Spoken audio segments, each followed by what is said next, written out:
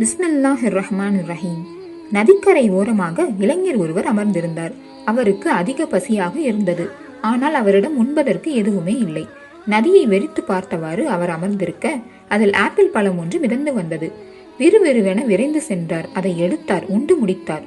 பசியின் தாக்கம் சற்று குறைந்து ஆசுவாசம் அடைந்த பிறகுதான் அவருக்கு கவலை தோன்றியது. எனக்கு உரிமை இல்லாத ஆப்பிள் பழம் அது. அதன் உரிமையாளர் யாரென்றும் தெரியாது. அவரிடம் அனுமதியும் வாங்கவில்லை. பிறகு ஏன் அதை சாப்பிட்டேன் என்பதே அந்த கவலை. யோசிக்க யோசிக்க கவலை அதிகமாகி அது யார் வீட்டு ஆப்பிள் என்பதை கண்டுபிடிக்க அதன் உரிமையாளரை தேடி நடக்கத் தொடங்கினார். வெள்ளம் பாய்ந்து வரும் திசையின் கரையோரம் உள்ள வீடுகளை எல்லாம் அவர் நோட்டமிட்டவாறே நடக்க ஒரு வீட்டில் பழத்தோட்டத்தை கண்டார். அதில் உள்ள ஆப்பிள் மரம் ஒன்றில் பழங்கள் கனிந்து தொங்குவதையும் அதன் கிளையொன்று நதியில் ஈட்டிக் கொண்டிருப்பதையும் பார்த்து விட்டார். ஆஹா, இந்த வீடாகத்தான் இருக்க வேண்டும் என நினைத்து அந்த கதவை தட்டினார். இந்த வீட்டின் உரிமையாளரை சந்திக்க வேண்டும் என அனுமதி கேட்டார். முதியவர் ஒருவரிடம் அவரை அழைத்துச் சென்றார்கள். ஒளி வீசும் முகம், தீர்க்கமான பார்வையுடன் அமர்ந்திருந்தார் அந்த முதியவர். ஐயா, உங்கள் வீட்டுக்கனியை உங்கள் அனுமதியின்றி நான் சாப்பிட்டு விட்டேன், தவறு செய்து விட்டேன் என்று தம் கதையை சொன்னார் அந்த இளைஞர்.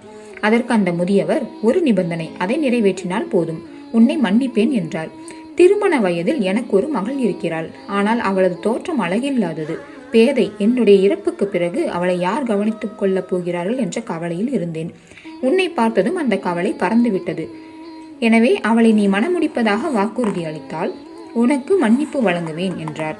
மாற்றான் தோட்டத்து கனியை அனுமதியின்றி உண்ட பாவத்திற்கு மறுமையில் நிரந்தர இழப்பை அடைவதை விட அவருடைய மகளை மணந்து கொண்டு இம்மையிலேயே பரிகாரம் செய்து விடலாம் என்று முடிவெடுத்து அந்த இளைஞர் தலையாட்டினார். திருமணமும் நடைபெற்றது. ஆனால் அன்று இரவு அவருக்கு பெரிய அதிர்ச்சி காத்திருந்தது. இனிய அதிர்ச்சி. பெரியவர் குறிப்பிட்ட எந்த குறைகளும் இல்லாத நிறைவான அழகு ததும்பிய மங்கை அவருக்கு மனைவியாக வாய்த்திருந்தார்.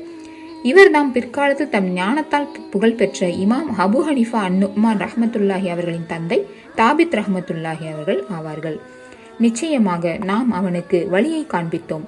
அதை பின்பற்றி நன்றி உள்ளவனாக இருக்கின்றான், அல்லது அதை புறக்கணித்து நன்றி அற்றவனாக இருக்கின்றான். அஸ்ஸலாமு அலைக்கும் வரஹ்மத்துல்லாஹி